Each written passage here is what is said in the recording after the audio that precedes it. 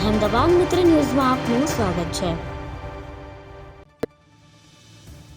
અમદાવાદમાં ચંડોળા તળાવ બાદ સૌથી મોટું મેગા ડિમોલેશન શહેરના પૂર્વ વિસ્તારમાં આવેલ ઈસનપુર તળાવમાં કરવામાં આવી રહ્યું છે। ઈસનપુર તળાવમાં છેલ્લા અનેક વર્ષોથી દબાણ કરવામાં આવ્યા હતા। ચંડોળા તળાવની જેમ જ ઈસનપુર તળાવમાં 1000થી વધારે લોકો રહે છે। તમામ દબાણોને દૂર કરવા માટેની કાર્યવાહી આજે એટલે કે 24 નવેમ્બરના રોજ શરૂ કરાઈ હતી।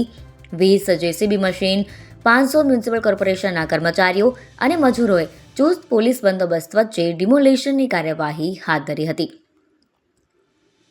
કોર્પોરેશનની કાર્યવાહીને લઈને સ્થાનિકોમાં ભારે રોષ ફેલાયો છે।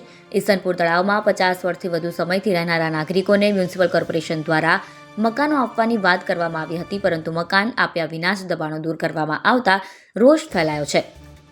રહીશો છેલ્લા 50 વર્ષથી વધુ સમયથી અહીંયા રહે છે, ત્યારે તેઓને મકાન આપવા માટેની ખાતરી આપવામાં આવી હતી, પરંતુ કોઈ પણ મકાન આપ્યા વિના માત્ર ફોર્મ ભરાવી મકાનો ખાલી કરાવી દૂર કરવામાં આવતા ગરીબ લોકો બેઘર થઈ ગયા છે।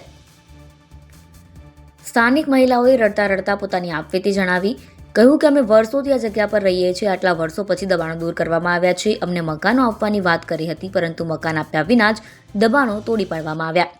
વહેલી સવારથી મ્યુનિસિપલ કોર્પોરેશનના આસિસ્ટન્ટ મ્યુનિસિપલ કમિશનરોને દબાણો દૂર કરવા માટે અલગ અલગ જગ્યાની જવાબદારી સોંપવામાં આવી। ઈસનપુર તળાવના ચારે તરફથી જેસીબી મશીન અને હિટાચી મશીનથી દબાણો તોડવાની કાર્યવાહી કરવામાં આવી રહી છે। 20 જેસીબી, હિટાચી મશીન અને મજૂરોની મદદથી દબાણો દૂર કરવામાં આવી રહ્યા છે। અમદાવાદ શહેર પોલીસનો ચુસ્ત બંદોબસ્ત ગોઠવવામાં આવ્યો છે। એસીપી, પીઆઈ, પીએસઆઈ અને પોલીસ કોન્સ્ટેબલો મળી કુલ 500 પોલીસ કર્મચારીઓનો ચુસ્ત પોલીસ બંદોબસ્ત ગોઠવાયો છે। અહેમદાબાદ મિત્ર ન્યૂઝની યુટ્યુબ ચેનલને સબસ્ક્રાઇબ કરો અને બેલ આઇકોન જરૂરથી દબાવો, જેથી દરેક મહત્ત્વના વિડીયોની નોટિફિકેશન તમને મળતી રહે।